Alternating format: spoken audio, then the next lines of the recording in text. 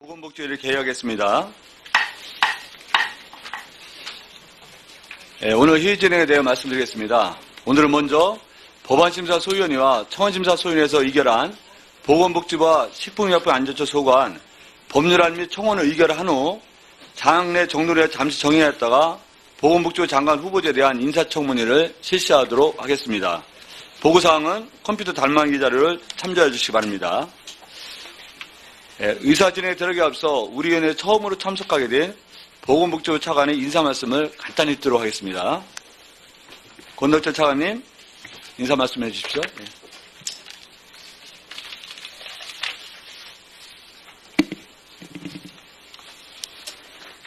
네, 존경하는 양승조 위원장님, 그리고 보건복지위원회 위원님 여러분, 보건복지부 차관 권덕철입니다.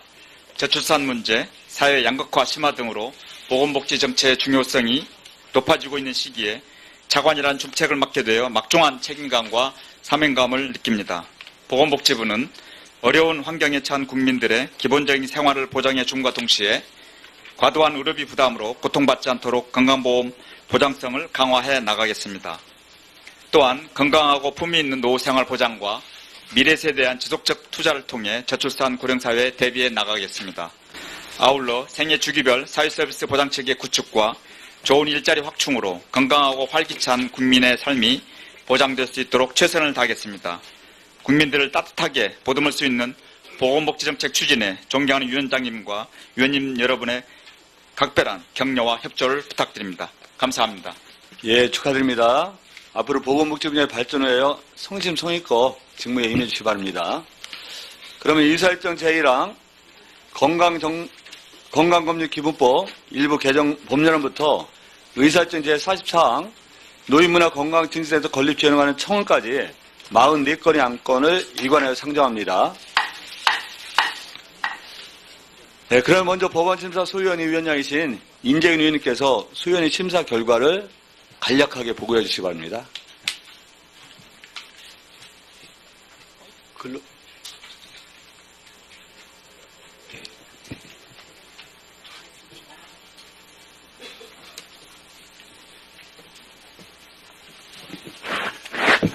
예, 법안심사소위원장 임재근입니다. 우리 소위원회에 회부된 법률 30건을 심사 결과한 원안 10건, 수정안 6건, 대안 5건을 채택하기로 하였으며 통합 조정하여 대안을 제안하기로 한 14건의 법률안은 본회의에 부의하지 아니하고 의결하였습니다. 추가로 소위원회의 의결을 거친 법률안 2건을 위원회 안으로 제안하기로 하였습니다. 이에 법안소위에서 의결된 23건의 법률안에 대해 심사 결과를 보고드리겠습니다. 약사법 일부 개정 법률안은 양승조 의원, 김승희 의원, 권미혁 의원이 각각 대표 발의한 3건의 법률안을 통합 조정한 것으로 그 주요 내용은 한국희귀필수의약품센터의 임직원이 형법상 뇌물 등을 저지른 경우 공무원으로 의제하여 처벌하고 보관 의무가 있는 기록을 불가항력의 사유로 멸실한 자에 대한 면책 규정을 마련하여 임상시험 실시 기관이 임상시험 등 관련 기록을 거짓으로 작성하는 경우 행정처분 및 처벌 근거를 신설하려는 것입니다. 민경욱 의원이 대표 발의한 사회복지사업법 일부 개정 법률안은 사회복지 공무원 재직자의 재취업 제한 기준을 강화하려는 내용으로 사회복지 분야 6급 이상 공무원 퇴직자가 법인의 임원 등으로 취업하고자 하는 경우 그 제한 기간을 2년에서 3년으로 연장하는 등의 내용을 담은 원안을 의결하였습니다. 아동복지법 일부 개정 법률안은 조배숙 의원, 김기선 의원, 이찬열 의원, 최명길 의원이 각각 대표 발의한 4건의 법률안을 통합 조정한 것으로 그 주요 내용은 지역의 아동복지심의위원회를 활성화하기 위해서 그 구성 및 운영 현황을 매년 보건복지부 장관에게 보고하도록 하고 아동학대 예방을 위해 아동학대 범죄 전력의 취업 제한, 전력자의 취업 제한 기간에 학습부지나 교육기관과 소년원, 소년 분류 심사원을 추가하려는 것입니다. 그다음 치매관리법 일부 개정 법률안은 그 유인물을 참조해 주시기 바랍니다. 장애인 차별 금지 및 권리 구제 등에 관한 법률 일부 개정 법률안은 노회찬 의원, 손혜원 의원, 강병원 의원이 각각 대표 발의한 3건의 법률안을 통합 조정하고 장애인 복지법 일부 개정 법률안 대안은 이명수 의원, 노회찬 의원이 각각 대표 발의한 2건의 법률안을 통합 조정한 것으로 그 주요 내용은 장애인의 관광활동 지원 및 차별 금지에 대한 법적 근거를 마련하는 등 장애인이 관광활동 시 누려야 할 정당한 권리를 보호하려는 것입니다. 이명수 의원이 대표 발의한 장애인 노인을 위한 보조기기 및 활용 촉진에 관한 법률 일부 개정 법률안은 폐지된 법률안인 마약법 등을 인용하고 있는 부분을 현행 법률인 마약류 관리에 관한 법률로 수정하는 것으로 국민건강보험법, 의료급여법에 대해서도 추가적인 인용 조문 정비가 필요하여 이를 반영하도록 수정 의결하였습니다.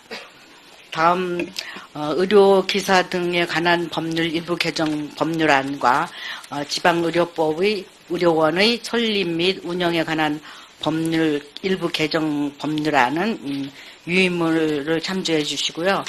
지역보건법 일부 개정 법률안을 비롯한 15건의 법률안은 국회 법정형 정비 자문위원회 개정 권고에 따라서 징역 1년당 벌금 1천만 원을 기준으로 벌칙 조문을 일괄 정비하는 것으로 이 중에서 8건을 원안 의결하였고 3건은 개인정보의 목적 외 이용에 대한 벌칙 수준을 통일하는 내용을 추가하여 수정 의결하였습니다. 이상으로 보고를 마치겠습니다. 보다 자세한 내용은 배부해드린 유인물을 참조해 주시고 아무쪼록 우리 법원심사 소위가 심사 보고한 대로 심사 의결해 주시기 바랍니다. 고맙습니다. 예, 인정위원장님 수고 많으셨습니다. 다음으로 청원심사 소위원회 위원장 김광수 의원님께서 소위원회 심사 결과를 보고해 주시기 바랍니다.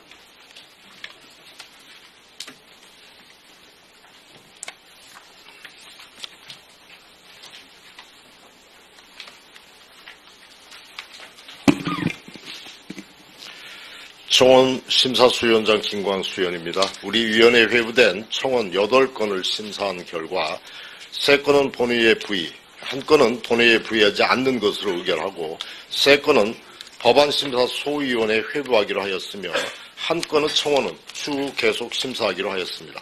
이에 청원소위에서 의결된 7건의 청원에 대해서 심사한 결과를 보고드리겠습니다.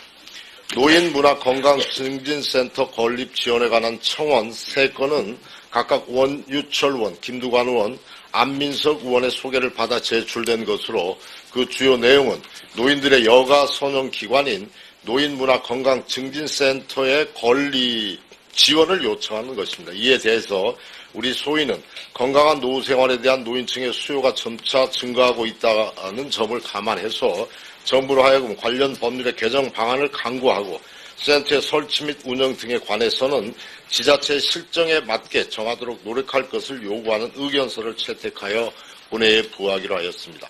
중증 장애인의 재산 보호를 위한 장애인 특별수요 신탁제도 활성화에 관한 청원은 김성원 의원의 소개를 받아 제출된 것으로 그 주요 내용은 정부가 인지 능력이 부족한 장애인의 재산을 관리하고 사망 시 남은 재산을 후손에게 상속하도록 하는 장애인 신탁제도의 마련을 요청하는 것입니다. 이에 대하여 우리 소위는 장애인 재산 신탁제도와 성년 후견제가 이미 시행 중에 있음을 감안해서 정부가 장애인 재산을 직접 수탁 관리하는 것은 신중히 검토할 필요가 있으므로 해당 안건은 본회의에 부의하지 않기로 하였습니다. 한편 박주민 의원이 소개한 학습시간 줄이기 및 자유시간 보장을 위한 아동복지법 개정에 관한 청원과 남인순 의원이 소개한 식품위생법 일부 개정에 관한 청원 및 건강기능식품에 관한 법률 일부 개정에 관한 청원 등 3건은 효율적인 심사를 위해서 법안 소위에 회부하는 것이 바람직하다고 보았습니다. 이상으로 보고를 마치겠습니다. 보다 자세한 내용은 배부애들의 유인물을 참조해 주시고 아무쪼록 저희 청원심사소위원회가 심사 보고한 대로 의결하여 주시기 바랍니다. 감사합니다. 예, 수고하셨습니다. 법원심사와 청원심사에 애써주신 인재근 법안심사 소위원 위원장님이 김광수 청원소위원 위원장을 비롯한 소위원님들 수고 많으셨습니다. 소위원이 심사 결과에 대해 질의하실 의원 계시면 말씀해 주시기 바랍니다. 다른 의견 없으시면 의결하도록 하겠습니다. 먼저 비용 측에서 제출 생략령 의결을 하도록 하겠습니다. 국기법 제79조의 단서 규정에 따라 우리 위원회가 제안하려는 의사일정 제9항, 제15항, 제20항, 제26항, 제30항, 제36항, 제37항의 법률에 대해서는 비용 측의 요구서 첨부와 시간적 여유가 부족하다는 점을 감안하여 의원의 의결로 비용 측에서를 생략하고자 하는데 이의 없으십니까? 가결되었음을 선포합니다. 그러면 의사일정 제1항 건강검진기법 일부 개정 법률안은 원안대로 의결하고자 하는데 이의 없으십니까? 가결되었음을 선포합니다. 의사일정 제2항 국립중앙의료원의 설립 및 운영하는 법률 일부 개정 법률안은 원안대로 의결하는데 이의 없으십니까? 가결되었음을 선포합니다. 의사일정 제3항 국민기초생활보장법 일부 개정 법률안은 수정안을 채택하여 소위원회 수정한 부분은 수정한 대로 기타 부분은 원안대로 의결하는데 이의 없으십니까? 가결되었음을 선포합니다. 의사일정 제4항 노숙인의 복지 및 자립 지원에 관한 법률 일부 개정 법률안은 원안대로 의결하는데 이의 없으십니까? 가결되었음을 선포합니다. 의사일정 제5항 보건의료기술진흥법 일부 개정 법률안은 원안대로 의결하는데 이의 없으십니까? 가결되었음을 선포합니다. 의사일정 제6항 사회복지사업법 일부 개정 법률안은 원안대로 의결하는데 이의 없으십니까? 예, 가결되었음을 선포합니다. 우리 기동민이 아주 잘 대답해서 감사합니다. 의사일정 제9항 시체해부 및 보존해관 법률 일부 개정 법률의 대안은 소위원회에서 심사 보관대로 채택하고 의사일정 제7항 및 8항 이상 두 건의 시체해부 및 보존해관 법률 일부 개정 법률안은 각각 본회의에 부의하지 않았는데 이의 없으십니까? 가결되었음을 선포합니다. 의사일정 제10항 실종아동 등의 보호 및 지원에 관한 법률 일부 개정 법률안은 원안대로 의결하는데 이의 없으십니까? 가결되었음을 선포합니다. 의사일정 제15항 아동복지법 일부 개정 법률안 대안을 소위원회에서 심사 보관대로 채택하고 의사일정 제11항부터 제14항까지 4건의 아동복지법 일부 개정 법률안은 각각 본회의에 부의하지 않았는데 이의 없으십니까? 가결되었음을 선포합니다. 의사일정 제16항 암관리법 일부 개정 법률안은 수정안을 채택하여 소위원회 수정한 부분은 수정한 대로 기타 부분은 원한 대로 의결하는데 이의 없으십니까? 가결되었음을 선포합니다. 의사일정 제20항 약사법 일부 개정 법률 대안을 소위원회 심사 보고한 대로 채택하고 의사일정 제17항부터 제19항까지 3건의 법률안은 각각 본회의에 부의하지 않았는데 이의 없으십니까? 가결되었음을 선포합니다. 의사일정 제21항 의료기사 등의 법률 일부 개정 법률안은 원안대로 의결하는데 이의 없으십니까? 가결되었음을 선포합니다. 의사일정 제22항 입양특례법 일부 개정 법률안은 원안대로 의결하는데 이의 없으십니까? 가결되었음을 선포합니다. 의사일정 제23항 장애인 노인들을 위한 보조기 지원 및 화용 축진행 법률 일부 개정 법률안은 수정안을 채택하여 소위원회 수정한 부분은 수정한 대로 기타 부분은 원안대로 의결하는데 이의 없으십니까? 가결되었음을 선포합니다.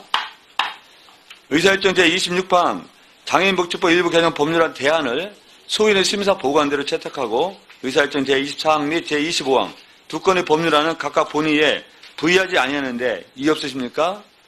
가결되었음을 선포합니다. 의사일정 제30항 장애인 차별 금지 및 권리 구제 등의 법률 일부 개정 법률안 대안을 소위원회 심사 보고한대로 채택하고 의사일정 제27항부터 제29항까지 3건의 법률안은 각각 본회의에 부의하지 아니하는데 이의 없으십니까? 가결되었음을 선포합니다. 의사일정 제31항 지방의료원의 설립 및 운영의 법률, 일부 개정 법률안은 수정안을 채택하여 소위원회에서 수정한 부분을 수정한 네.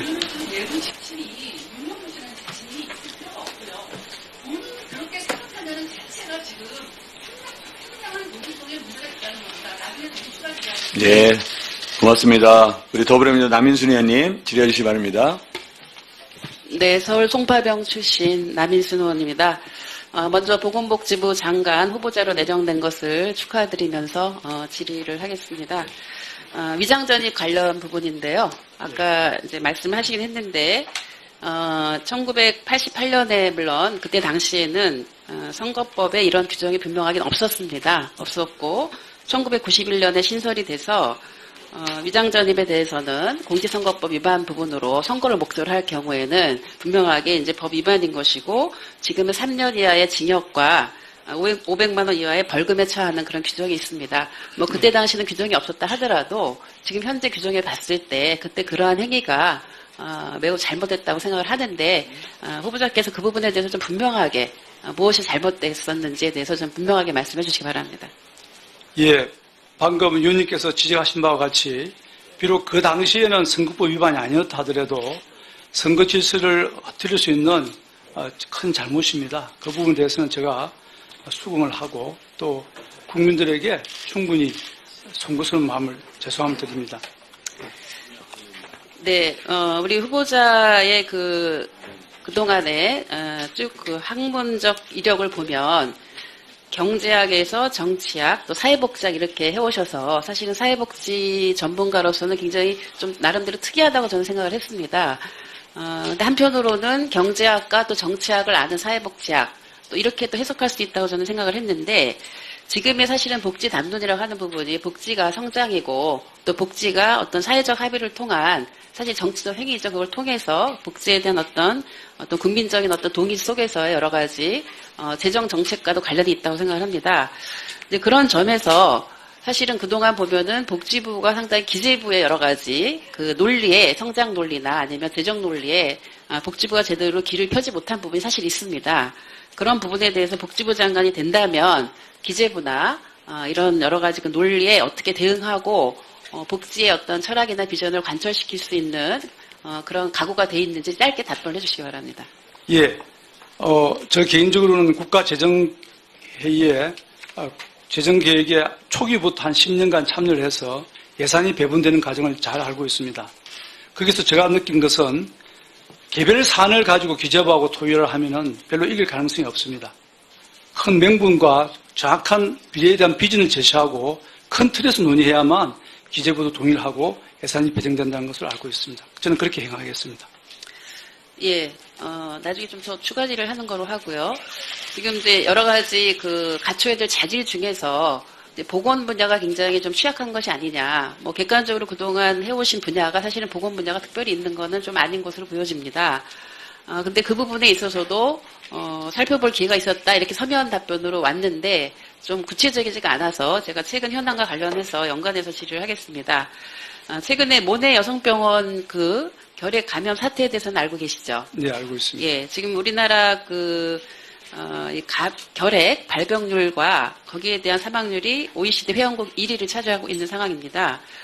그리고 이제 모내 여성병원의 간호사에 의해서 그 전염성 결핵에 감염이 됐고 신생아와 영아 800명 정도가 800명 중에서 112명이 잠복성 결핵에 감염된 것으로 나타났습니다. 이 문제의 원인은 뭐라고 생각하고 향후 대처 방안은 뭐라고 생각하시는지 짧게 답변을 해주시기 바랍니다. 예, 저도 이 보도를 보고 정말 마음이 아팠습니다. 그 어린 아이들이 어른들의 어떤 부주의에 의해서 또 제도적 결함에 의해서 그런 고통을 당하고 또 평생 그 고통을 안고 가야 된다는 걸 생각하면 정말 마음이 아프고 그 아이들 두고 있는 부모들의 심정에서는 아마 밤잠을 못 자는 것이 아니라 인생이 거의 멈춘 정도의 고통을 느끼리라 생각을 합니다. 이 자리를 빌어서 정말 심심한 그 미안함과 위로를 드리고 싶습니다. 저는 그 모내 병원의 결핵 감염의 그 원인은 물론 한 개인 간호사의 부주의에서 시작되었지만 가장 제도적으로 그걸 차단할 수 있었다고 한다면 과거에 있었던 것처럼 산업보건법에 있었던 것처럼 초기 처음 취업할 당시에 건강검진을 했다면 이것을 좀 예방할 수 있었으리라 생각합니다. 다만 지금은 산업보건법이 차별성을 배제하기 위해서 임용되고 난 지 1년 이내만 건강검진을 하면 가능하기 때문에 그런 것을 제도지를 걸러내지 못했고 또 더 나아가서 그런 계획 정책이 있었을 때 병원 안에서 그걸 스스로 인지해서 검사를 받지 않았다는 것도 굉장히 안타까운 일입니다. 의료인들이 좀 더 그런 부분에 대해서 의식이 제고되어야 된다 생각을 합니다. 예, 수고 많으셨습니다. 다음은 바른정당 간사이신 박인숙 의원님 질의해 주시기 바랍니다. 네, 바른정당 송파가 박인숙입니다. 제가 이게 이 지명이 굉장히 늦어졌어요. 보건복지부 장관은 사실 빨리 해야 되는데 오래 기다린 만큼 사실 실망도 좀 큽니다. 걱정도 크고요. 네, 왜 걱정하는지는 아시죠? 그래서 문재인 정부에서 지금 이제 인사할 때 그 5종 세트가 있잖아요. 거기 4개에 해당돼요, 지금. 그런데 이게 인사청문회를 왜 하느냐, 저는 굉장히 회의적입니다. 예, 박수현 청와대 대변인이 인사청문회 그냥 참고용이다. 그리고 우리 뭐 하는 건지 저는 인사청문회 자체에 대해서 좀 회의를 가지고 있습니다. 어쨌든 질의는 해야 되는데 아까 존경하는 다른 의원님들이 다 지적을 했을 때 그 답변을 보면서 제 느낌과 이제 저의 한 말씀 드리겠습니다. 아까 이제 배우자가 이렇게 비난을 받는 거에 대해서 가슴이 아픈 거는 이해는 가는데요. 그 태도를 조금 바꾸셔야 돼요. 지금 제가 아는 사람도 화가가 작업실은커녕 생계가 어려운 사람도 너무 많거든요. 그런데 배우자의 작업실을 위해서 위장 전입을 했고 불법 건축을 했고 또 그러니까 억울하다라는 느낌을 주시면은 국민이 굉장히 화나요. 저도 화나요. 그런 화가들 많이 알고 있거든요. 그 작업실을 그렇게 어려운데 이제 그런 사람들을 복지를 잘해서 도와줘야 되는데 그러니까 억울하다. 그런 태도는 확실히 버리셔야 돼요. 오늘도 답을 하실 때 뭐 여러 가지 억울한 면이 있겠죠. 그리고 또 하나 이제 제가 말씀드릴 거는 그때의 잣대로는 아무 문제가 없었다. 근데 지금 그때는 문제가 없었는데 지금 생각하니까 이제 이게 잘못된 거라 이제 억울하다. 그런 식으로 따지면은 대한민국 국민 억울하지 않은 사람 하나도 없고요. 인사청문회 나온 분들 다 억울해요. 그때는 감각이 없었잖아요. 그래서 이거를 만들었잖아요. 김진표 위원장님이 위장 전입이 이제 하도 많으니까 2007년 5월 전까지는 봐주겠다. 너무 무감각한 상태로 했으니까 2007년 5월 전까지는 봐준다 그랬는데 그게 또 2007년 8월이잖아요. 그러니까 이 정부에서 이 위원장님이 딱 얘기를 하자마자 이거를 또 어겨야 되는 상황이 온 거예요. 이 박능우 후보님을 살리려면은 이런 이제 어처구니 없는 일이 이제 또 자꾸 말을 뒤집어야 되는 거예요. 또 예외를 만들고. 그러니까 이 위장 전입도 지금 김상곤 교육부총리 이런 분은 자사고 외고 특목고 다 없앤다고 하는데 그 당시에 그 아드님이 이제 다닐 때는 이런 학교가 없었잖아요. 위장 전입을 이제 부인 때문에도 했지만 이제 아들 때문에도 좀 왔다 갔다 하셨잖아요. 미국 왔다 갔다 하면서 저거 여기다 두고 이렇게 주고 그걸 보면은 많이 왔다 갔다 하셨어요. 그게 이제 법에 완전히 저촉은 안 돼도 그걸 보면은 이 정부의 이 교육 정책 철학하고도 조금 안 맞아요. 파락군을 쫓아다니신 거잖아요. 예? 그거는 인정하시죠. 이제 이런 학교는 늘려고 이렇게 보면은 좀 철학이 조금 안 맞고 그걸 지적할 거고요. 그리고 이제 부동산은 아까 건축법, 농지법 위반한 거는 다 나왔고, 그러니까 5종 세트가 다 나와요. 부동산 나오고, 위장 전입 나오고, 세금 탈루 나오고, 논문 나오고, 그 세금도 저는 평생 살면서 뭐가 이거 고지서가 날라들면은 그거 내지 않으면 제 잠이 안 와요. 다음 날로 얼른 가서 주말이면 월요일에 가서 당장 가서 돈을 내야지 이제 편히 잠을 자는데 어떻게 그거를 안 내다가 이 지명이 될 거다 생각하니까. 그때 알으셨겠죠. 107만 원을 냈고 지명 바로 전날 또 158만 원을 냈어요. 한두 건이 아니거든요. 아니 어떻게 세금을 이렇게 안 내고 공직자로 그 편하게 사셨는지 저는 그 개념이 조금 굉장히 걱정스러워요. 몰랐다. 어떻게 세금 내는 걸 몰라요. 그건 무지 아니면은 고의적이 아니면 굉장히 이거는 용서할 수 없는 일이거든요. 네. 세금은 무조건 내야죠. 어떻게. 그러고 이것도 또 정말 저는 화가 나는 게 한꺼번에 내시지.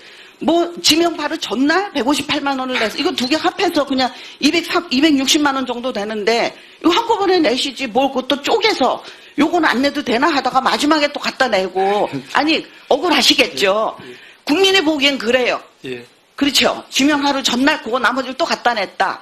국민이 굉장히 화나 있거든요. 억울하고 지금 세금 못 내는 사람이 얼마나 많은데 이런 공직자가 이런 세금을 글쎄 그것도 한꺼번에 안 내고 뭐 큰 돈도 아니고 큰 돈인 사람이 그 공직자 이 후보자한테는 큰 돈이 아니겠죠. 이거를 또 이렇게 쪼개서 냈냐. 굉장히 그렇고요. 건보에도 그 아드님이 수입이 있는데 무임승차한 거잖아요. 지금 이제 건보공단도 그 하셔야 되는데 그 본인이 이거를 하셨어요. 아들의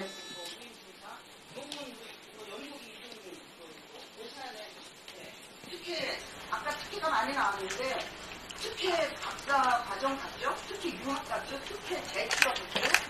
법은 안 어겼을지 몰라도 아시다시피 특혜를 많이 받으셨어요. 돈 인정을 하셔야 돼요. 예, 수고 많으셨습니다. 답변은 이따 추가 질의 시간에 답변하시죠. 그렇게 하겠습니다. 예, 다음은 존경하는 정의당 윤수아 의원님 질의해 주시기 바랍니다. 예, 정의당 윤수아입니다. 후보자께 정책 직무 능력을 검증해야 되는 것이다. 왜? 국민을 위해서. 그래서 오늘 국민들과 함께 우리 사회의 한 단면을 공유할 필요가 있다. 해서 참고인을 모셨습니다. 인재 참고인께 질의하겠습니다. 희귀 난치성 질환의 자녀를 두고 이루 말할 수 없는 마음고생으로 살아오고 계시는데 이렇게 어려운 발걸음 해주셔서 먼저 감사드립니다. 2014년에 태어난 쌍둥이 아이 중에 한 아이가 중증 복합 면역 결핍증을 앓고 있다고 들었는데 이게 어떤 질환인지 좀 말씀 좀 해주시죠. 이거 중증 복합 면역 결핍증이란 선천성 희귀 질환으로 면역 세포가 2가지 이상이 없는 걸 말합니다. 감기에만 걸려도 생명의 위험이 있고요. 대부분 1년 이내에 사망하며 유일한 치료 방법은 골수 이식뿐이고 아직 전 세계적으로 안타깝지만 치료 사례가 없습니다. 그동안 그럼 치료는 어떻게 했고 치료비는 어느 정도 들었는지 말씀해 주시겠습니까? 예, 저는 이란성 쌍둥이로 33주 만에 태어난 한 달간 인큐베이터 치료를 받았습니다. 그리고 지금 36개월이 지났고요. 그리고 그 36개월 중에 28개월을 병원에서 지냈습니다. 그리고 비장을 떼어나는 수술을 비롯해서 여러 차례 크고 작은 수술과 그리고 2번의 골수 이식을 했고 또 3번의 힘든 고비를 넘겼고 그리고 지금도 입퇴원을 반복하고 있습니다. 그리고 치료비는 지금까지 대략 순수 병원비로만 1억 4천이 들었고요. 그리고 퇴원 후에도 집에서 의료 소모품비로 매달 170에서 250만 원 정도 들어가고 있습니다. 매달 평균 한 600만 원 정도가 들어가고 있다는 건데 그 많은 치료비를 어떻게 감당하셨고 또 앞으로 어떻게 하실 거죠? 예, 그동안 제가 모아놓은 돈이 좀 있었고요. 그리고 여러 사회단체 그리고 어린이재단 그리고 개인 사회복지가분들이 저에게 많은 도움을 주셨습니다. 그리고 부모님 명의로 된 집을 처분해서 작은 집으로 이사를 하고 그 차액으로 병원비 및 생활비를 하고 있습니다. 아마 어느 가정이든 간에 중증질환 환자가 있으면 아마도 빈곤층으로 전락하는 것은 순식간인 것 같습니다. 예, 말씀 감사합니다. 감사하다는 표현이 어렵습니다. 이것이 대한민국 국민들의 한 부분만이 아니라 여러 각도의 삶의 모습 중에 녹아있는 현실을 같이 공유하자는 입장에서 참고인 있게 질문을 드렸습니다. 후보자께서는 아까 모두 발언에서 국민의 생명, 건강을 책임지고 행복 추구를 담당해야 된다. 저는 존경하는 국민의당 간사이신 김광수 의원님 질의해 주시기 바랍니다.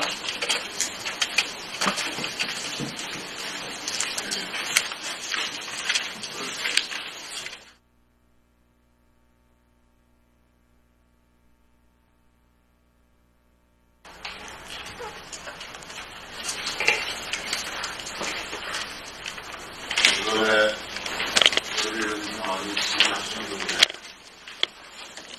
구독성으로 관련해서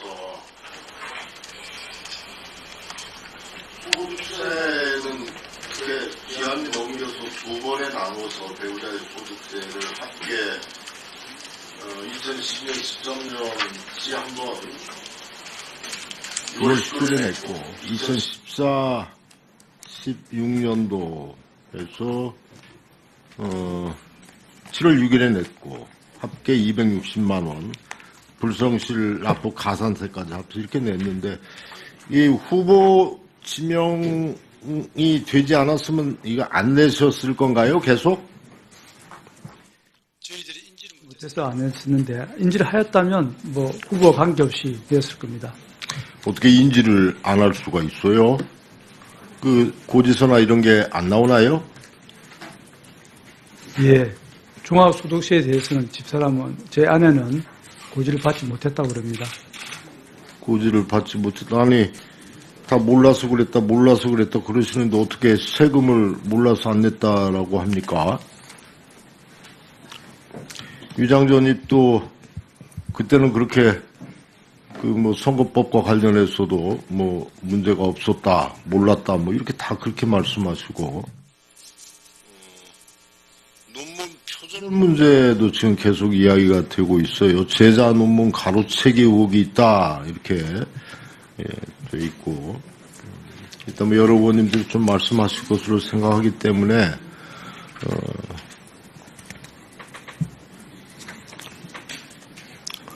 위장전입과 관련해서도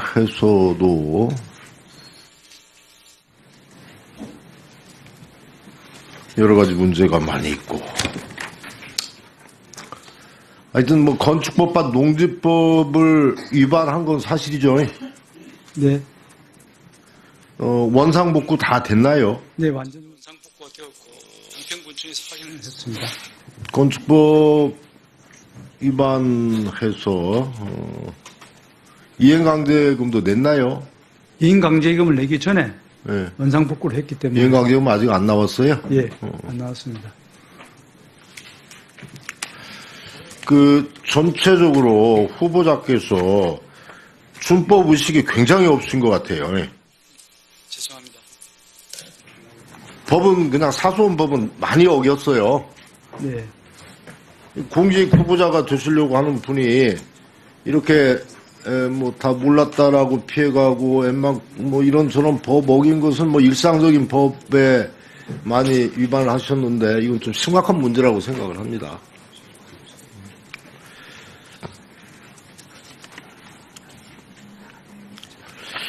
그 몇 가지 정책 부분에서 질의를 좀 하겠습니다. 아까 권미혁 의원님 말씀하셨는데 지금 기금운용본부와 관련해서 최준규 리턴 리서치 팀장이 주식운용실장으로 승진을 했고 그다음에 또 몇 가지 좀 문제가 있죠. 그다음에 이번에 삼성의 제일모직과 삼성물산 합병과 관련해서 정말 이 판결문에 나와 있는 이런 사람들까지도 지금 이 정권 교체 여수란 틈을 타서 다 승진하고 이렇게 됐는데 보면은 정재영 책임 투자 팀장도 지금 런던 지사로 발령이 돼서 지금 거기가 다음에 승진 코스로 돼 있단 말이죠. 그 아까 후보자께서 권미혁 의원님 질의에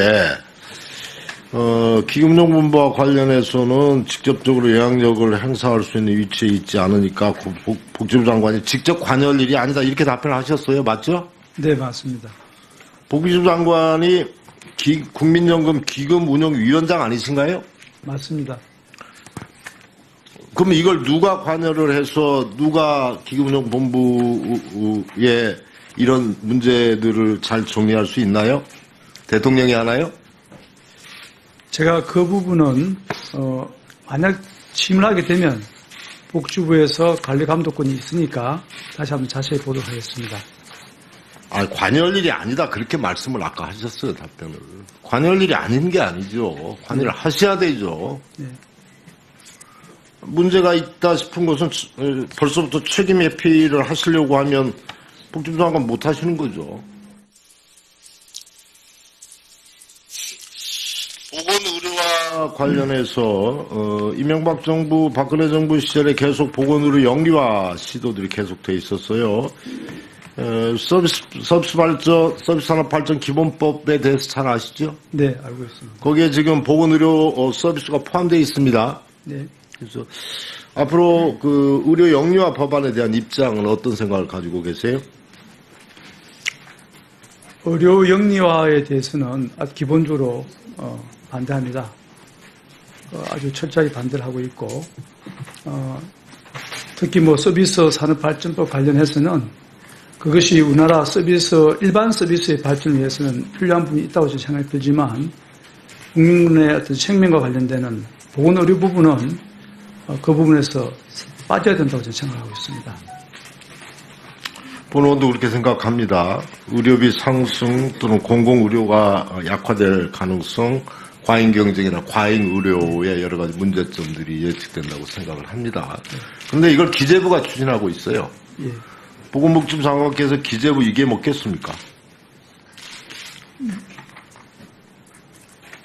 그 영역에 대해서는 기재부가 그렇게 강하게 주장해서는 안 된다고 생각을 합니다. 서비스산업발전법을 기재부가 발전기본법을 기재부가 법 제정을 밀어붙이고 있단 말이죠. 그런데 지난 정부에서 서비스산업 및 규제개혁 부처회의에서 복지부는 배제가 돼 있었어요. 네. 앞으로 어떻게 할 겁니까? 물론 서비스 산업발전법이 포괄적인 법이기 때문에 모든 부처가 다 참여할 수 있지는 않겠지만 그것이 보건복지와 관련된 서비스를 한다면 당연히 주무부서로서 참여를 해야 되는 것이고 그것을 정당하게 하도록 하겠습니다. 그래야 돼요? 네. 보건복지부가 제외되면 안 되는 거죠. 복지 분야에 보건의료 서비스가 포함되어 있는데 왜 복지부가 빠집니까? 빠져서는 당연히 안 된다. 들어가야 되죠. 예.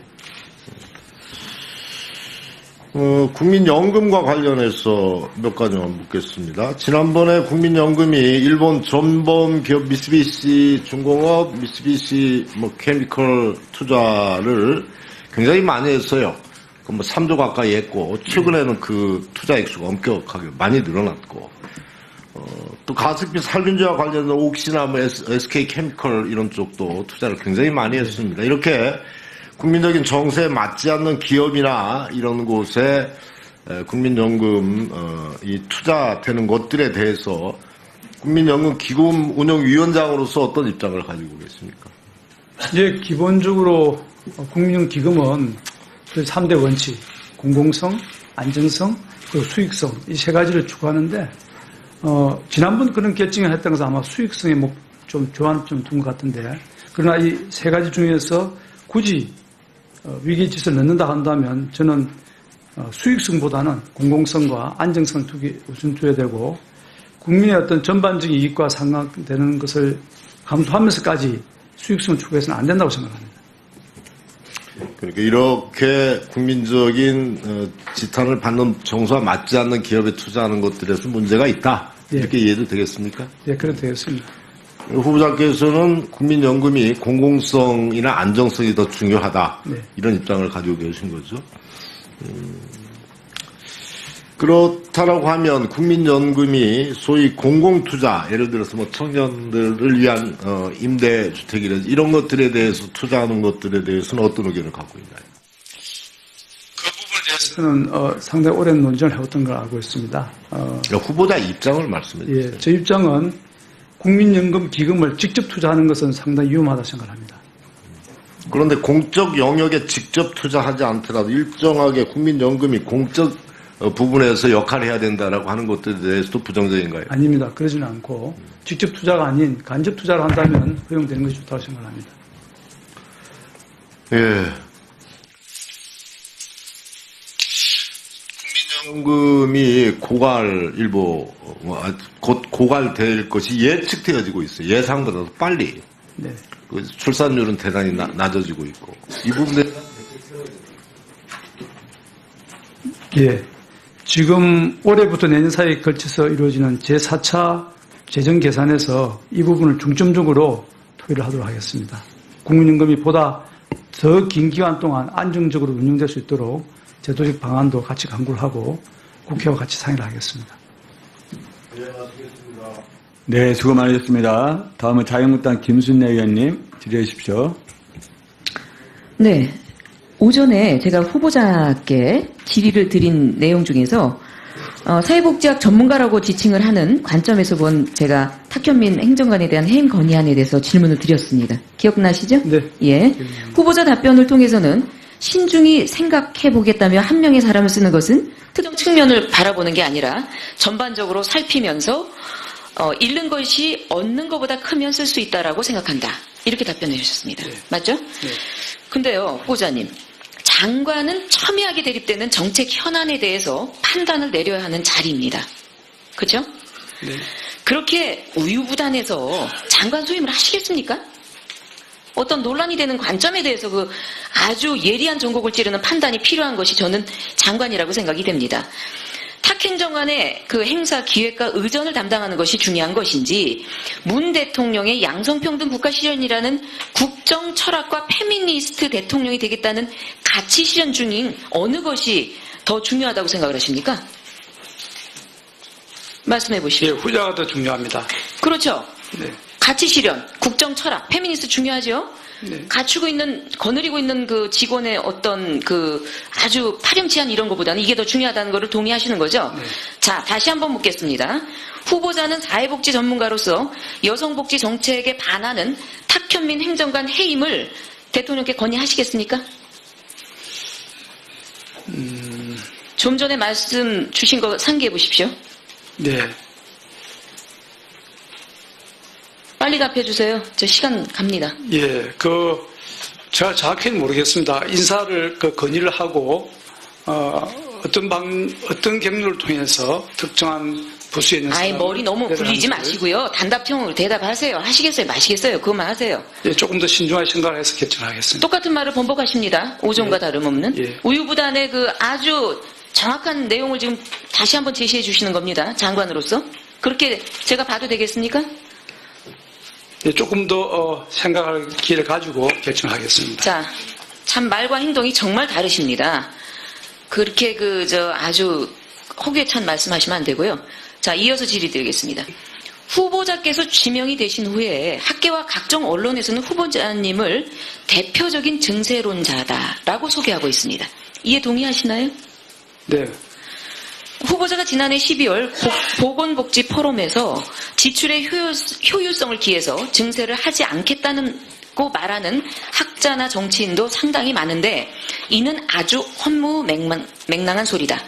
사회보장에 관련된 기여금, 법인세, 개인의 소득세 등을 단계적으로 높여야 한다고 주장하셨습니다. 그런 적 있으시죠? 맞습니다. 즉 복지를 강화하기 위해서는 전 국민의 담세가 필요하다. 라는 이야기인데 이게 맞는 얘기죠? 예. 자, 그렇습니다. 증세 없는 복지는 허구입니다. 증세 없이 또는 일부만 증세를 해도 가능하다고 주장한다면 이는 분명한 퍼플리즘입니다. 따라서 복지 증진을 논하기 전에 전 국민 담세에 관한 사회적인 합의가 분명히 전제되어야 된다고 생각을 합니다. 동의하시죠? 네, 동의합니다. 후보자께서 보시기에는 문재인 정부가 이처럼 하고 있다고 생각을 하고 계신지 모르겠습니다.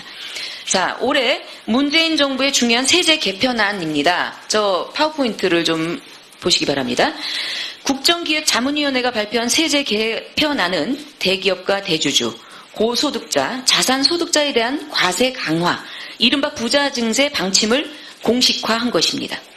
마치 국민들께 그동안 약속한 복지 공약들이 부자들 돈만 거두면 가능할 것처럼 이야기하고 있습니다. 그게 과연 가능할까요? 후보자님.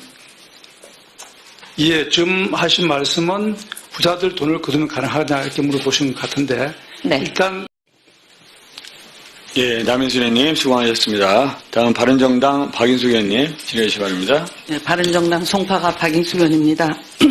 아침에 제가 정책 질의가 많았는데 그냥 이 전체적으로 이 후보의 그 자질 검증을 하다가 제가 이제 말씀 많이 드렸는데 저도 이제 가만히 생각해 보니까 굉장히 억울하시죠 지금 굉장히 속상하시죠 답답하고 설명을 할 시간도 안 주고 나름 평생 착하게 열심히 살아왔는데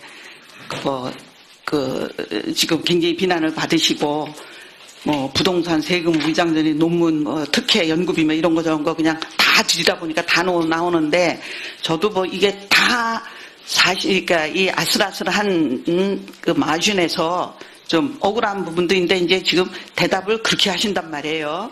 좀 억울하고 그때는 다 그랬다. 그래서 제가 한 말씀 드리려고 이 얘기를 다시 꺼냅니다. 이제 장관 후보가 되셨는데 모든 거를 일반 국민, 특히 어려운 국민의 입장에서 한번 나를 나오셨고 미국에서 박사 받으셨잖아요. 우리나라에서 과정만 하고 박사는 미국서 받으셨죠. 네. 예. 뭐 직장도 뭐 특혜를 여러 가지 그게 뭐 부당한 특혜인지 정당한 특혜인지까지는 이제 제가 뭐 지금 말씀 안 드리겠지만 어쨌든 특혜도 남보다 조금 더 오래 가셨고 그래서 박사까지 받을 때까지 기다렸다가 오셨고 또 자녀도 뭐 맹모 삼천 같이 뭐 위장전이 민지 아닌지를 판단할 게 아니라 어쨌든 강남 8학군 다녀서 아들도 지금 박사인가요? 박사를 받았습니다. 아들도 박사고요. 미국 박사인가요? 그렇죠. 네. 그 부인도 뭐 화가고 교수고 작업실도 가지고 있고 우리나라 평균보다 뭐 너무너무 많은 혜택을 받고 대한민국에서 혜택을 받고 살으셨잖아요. 그러니까 지금 장관이 될 가능성이 굉장히 높잖아요. 그러니까 억울하다는 생각은 이 순간부터 그냥 쏙 빼버리고 그냥 매사에 감사하다. 제가 뭐 목사같이 설교하듯이 좀 이렇게 얘기하는 건 좀 그렇지만 정말 그렇게 생각을 하셔야지 이제 앞으로 일을 제대로 하시고 이제 그러실 거예요. 그러니까 매사에 감사하다. 가장 어려운 국민의 생각에서 난 얼마 많이 받았나. 뭐 이렇게 생각을 하시면서 기회가 되면은 국민들한테 참, 내가 오만하게 살았다. 예? 사과한다. 미안하게 생각한다. 뭐 이런 거를 한번 하셔야 될 거라고 저는 생각을 합니다. 네. 예. 그 다음에 이제 정책 질의를 하겠는데요. 내가 대선 때 이제 많이 다니다 보니까, 그 전에 이제 4월 20일에 한참 대선 이제 운동이 그럴 때 어린이집 총연합회 가정분과, 그러니까 가정 어린이집 전국 결의대회가 있었어요. 거기서 이제 각 당에서 다 와서 이제 뭐라고 다들 이제 다 장밋빛 공약들을 내놨거든요. 그때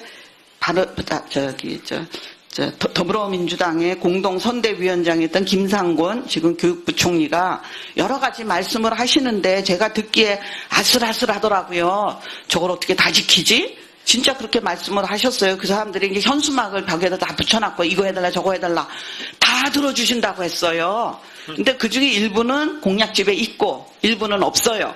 그래서 그 위험한데 저렇게 하시나? 근데 그렇게 하시고 이제 당선이 되셨거든요. 그 중에 이제 몇 개를 들어보면은 표준 보육료 현실화.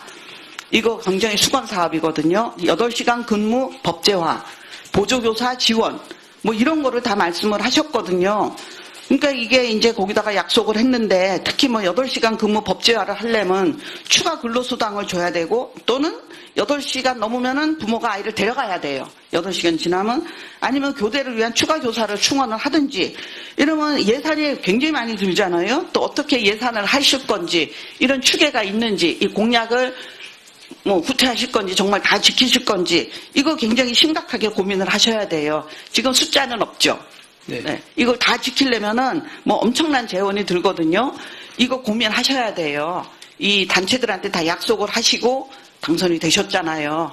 예, 비록 뭐 본인은 아니래도 그 대선 후보의 문재인 대통령의 공약이었기 때문에 그거 다 살펴보셔야 되거든요. 가정 어린이집 굉장히 기대가 많을 텐데, 네, 그거를 그렇게 하실 생각이 하셔야죠, 그렇죠?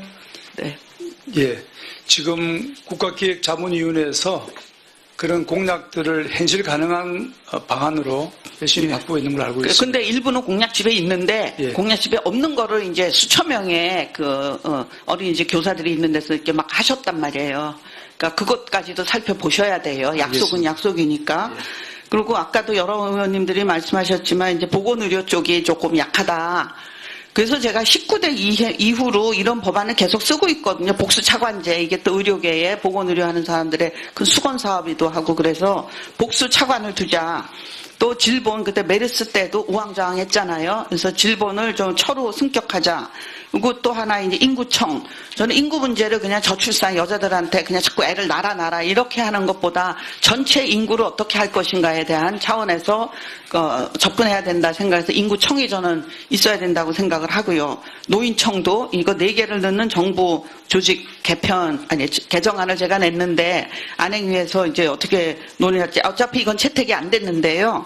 그 복수차관제는 그때도 이제 저도 의료계 이런 데 가서 많은 이제 공약 발표를 하고 많이 불려다녔는데 4당이 다 불려다녔거든요. 네. 근데 복수차관제는 거의 모든 정당들이 다 하겠다고 했어요. 특히 이제 더불어민주당에서는 이제 여러분이 김영희 의원 전 의원을 비롯해서 전현희 의원 전문위원 이렇게 다 나와서 복수차관제 생각하겠다.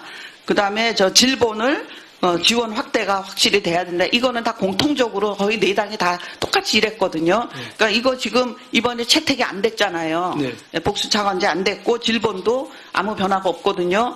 근데 이번에 모내병원 그 사건에서도 보면은 이 질본이 지금 이래가지고는 이런 사건 또 일어나요. 그러니까 그것도 신중하게 생각을 해보셔야 될 것 같아요. 알겠습니다. 네, 그렇게 하셔야 돼요. 그러니까 네. 아까 근데 또 말씀을 아까 어느 의원님이 그러니까 보건 쪽에 좀 약하지 않냐 그랬더니 많이 공부해서 잘한다. 자만심을 쏙 빼셔야 돼요. 저는 가장 위험한 게 내가 다 안다 이거거든요. 전문가들을 열심히 활용을 하셔서 전문가 의견을 듣고 그렇게 하셔야지 혼자서 다 할 수가 없거든요. 네. 또 이제 이런 사람이 또 전문가가 장관이 되면 또 다른 쪽은 또 모르잖아요. 재정을 하셨으니까, 경제하셨으니까 그쪽은 센데 이쪽은 또 전문가 얘기를 들으시고 네. 복수차관제를 도입하는 거를 주장을 하세요. 알겠습니다. 네, 그거는 오래된 수건 사업이고 모든 사람이 여기 반대하는 사람 없어요. 알겠습니다. 보건 의료가 얼마나 중요해요. 예. 돈도 중요하지만 그쪽이 중요하잖아요. 그럼 이제 한 가지 질문인데 말하자면 메르스 같은 게 생겼을 때 예. 가장 컨트롤 타워가 어디가 돼야 되는지의 답은 가지고 계시죠? 네. 네. 질병본부가 됐죠. 질본이죠. 예. 이게 아무리 커지고 심각해도 가장 총수는 질본이에요. 네. 대통령이 아니거든요. 네. 자꾸 그때 대통령은 많이 이제 야단을 했지만 장관도 아니고 그때 잘못된 게 장관이랑 이제 다른 수준에서 이거를 하려고 하다가 이 모양이 된 거잖아요. 네, 맞습니다. 이거는 어떻게 해서든지 미국 911일 때 소방처가 이제 제일 가장 결정하는 컨트롤 타워였잖아요. 네. 이거는 이제 그러니까 질본이 더 강화돼야 되고 조직이 커져야 된다. 그거 굉장히 고려를 하셔야 돼요. 그렇게 하겠습니다. 그리고 제가 여기 또 어디에 가서 이런 강의를 하셨더라고요. 의료 공공성을 확대하겠다. 이런 말씀을 하셨는데 이게 참 말은 쉽거든요. 의료 공공성 확대 좋은 말이죠. 근데 아무도 이게 구체적으로 어떻게 해야 되겠다는 건지 다 동상이몽인 것 같아요. 이게 공공의료가 뭔가요? 거의 그냥 그에 대한 정의부터 한번 말씀을 해보세요. 예. 공공의료가 뭐예요? 지금 공공의료가 병의원 중에서, 기관 중에서 국공립을 일단 1차적으로 말을 하고, 그 다음에는 비록 민영 의료기관이라 하더라도 국가에 지정하는 몇 가지 국가 지정 사업을 하게 되면 공공의료 체계의 일부분으로 들어와 있는 것으로 그렇게 파악을 하고 있습니다. 그러니까 이제 한 예를 들면은 결핵은 다 나라에서 치료해 주잖아요. 예. 에이즈도 그렇잖아요. 이제 뭐 C형 간염도 그렇죠. 예. 또 필수 예방 접종도 해주고 이제 그런 게 공공 의료잖아요. 맞습니다. 이제 그런 거로 강화한다는 거는 맞는데 이게 이제 막 헷갈려서 공공 의료에 반대는 그 민영 의료냐? 그러면 또 민간 의료 민영화를 반대한다는 현수막에도 맨날 붙거든요. 예. 그거가 맞는 말이라고 생각하세요? 틀린 말이라고 생각하세요? 조금 이렇게 철도 민영하고 다르잖아요. 예. 이미 민영병원이 다 있는데 그럼 민영병원을 다 없애라는 얘기는 아니잖아요. 그것도 영리병원이라는 게 뭐라고 생각을 하세요? 이것도 사람들이 다 생각하는 게 다르거든요. 그렇습니다. 그 현수막이 막 붙어요. 영리병원 반대. 네. 저도 진정한 의미의 영리병원 반대인데 그거 굉장히 다른 생각으로 붙는데 영리병원이 뭐예요? 예, 제 답변을 갖다 드리겠습니다. 모든 개인 병원은 영리를 추구합니다. 그걸 영리병원이라고 그러지는 않고 법인화되어 있고 그 병원 운영기관이 그 법인화되어 있는 기관 중에서 외부 투자가 가능하고 개방형 투자가 되고 그게 생긴 수익을 바깥으로 가져갈 수 있는 그것을 좀 한정적으로 영리병원이라고 이야기를 하고 있습니다. 그 말씀하실게요. 가격을 마음대로 정할 수 있고 예. 환자를 골라가줄 수 있고 예. 그거 영리병원이에요. 예, 그렇게도 접근이 되겠습니다. 돈에도 불가능했고 약속도 영원히 대한민국도 불가능해요. 영리병원이라는 단어는 사라져야 돼요. 예, 있은 적도 없고 앞으로 생길 수가 없어요. 알겠습니다. 예. 감사합니다. 예, 박영수 의원님 수고 많으셨습니다.